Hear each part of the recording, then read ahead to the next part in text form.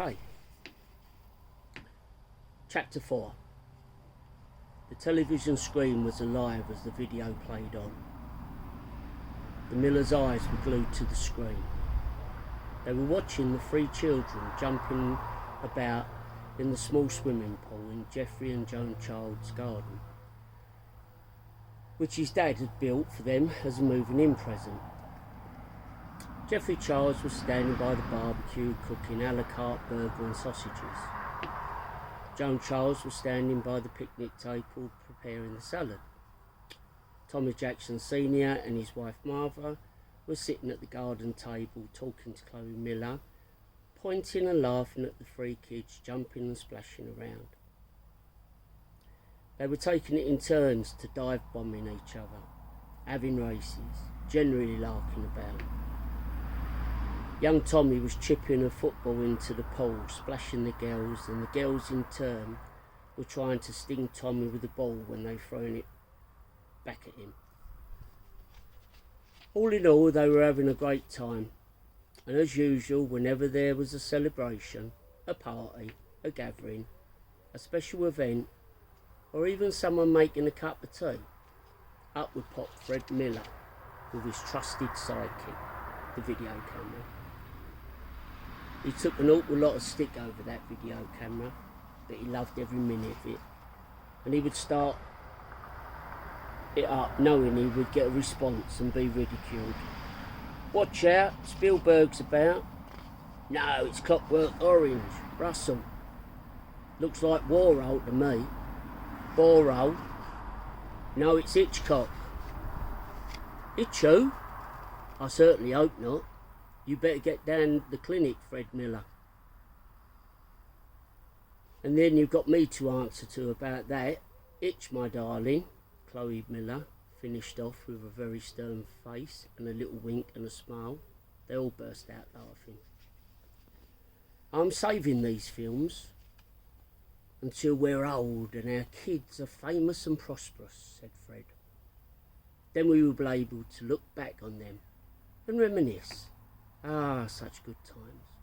So young and gay." "Gay? Something you haven't told us, Fred. So you're coming out of the closet, Fred?" "Need to get off your chest, Fred." He loved all the dressing up in those uniforms. About time. "You won't laugh and chastise when I bring these films out of the archives and share them with the world." Here he goes again with the film business. Films, no less. "Get hold of him," said Tommy Senior. "The world, if you like. He wants to take over the world. When our children have grown up and are world famous, the world will want to see these, to see what they were like as kids." "Chloe, you've created a monster since you bought him that camera," stated Geoffrey. "Here we have Fred Miller reporting for Parfait News," Martha said mockingly with a smile on her face. "It's Sky News Live, with its very own Fred Miller," announced Joan. This was the Oscars, and tonight, ladies and gentlemen, a very special award is being presented to, for outstanding achievement, beyond the call of duty, in extreme danger of his own safety, for film and camera work, to the one and only Fred Miller, announced Tommy Senior, imitating the presenter. And so the laughing and mocking went on went Fred, videoing his audience, and while they made their acting performances, Fred was bowing and taking their applause. "I've got you lot on film," he said. "There he goes again with that film business." Everyone was clapping at him and smiling. At this point, he had sauntered down to the pathway and across the lawn. Fred positioned himself by the pool's edge. Now he was videoing the kids, and as they had been instructed, they began to splash him, to everyone's delight, including Fred's, who had a great sense of humour. "Oh, I see. Conspiracy in the ranks. Mutiny on board. Kiss me hardy," roared Fred in a pirate's voice.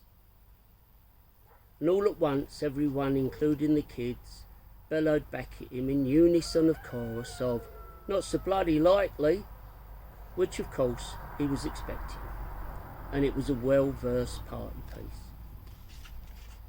Fred being Fred, and as he conveniently only had his trunks on, he placed his beloved camera down, out of harm's way, and dived straight in, dive bombing the kids, but fully aware of where they were. No harm done, and they all began to laugh and splash. Grubs up, shouted out Jeffrey Childs, and Joan called the kids and Fred out of the pool. Come on, you lot. Fred, you're a bigger kid than them. Come on, dry off and eat. Fred Miller loved his video camera and continued to film everyone and everything, even though he was still dripping wet when he got out of the pool.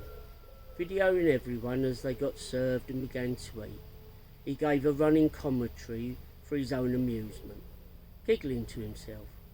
Here we have the family Jackson, a species from the east end of London town, well versed in survival and protection of their loved ones and friends.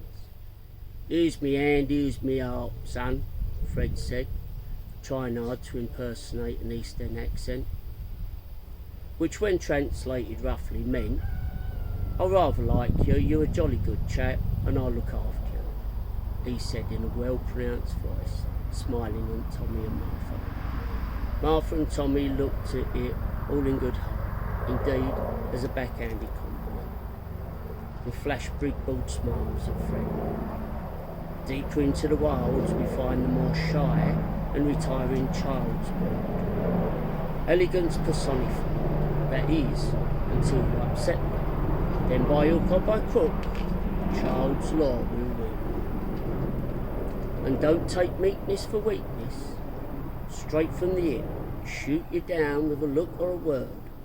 So thank God they're on our side, commentated Fred in a very Attenborough tone of voice. Joan and Geoffrey smiled sincerely. Joan curtsied and Geoffrey bowed. Now we have left the feminine member of the Miller family, he continued.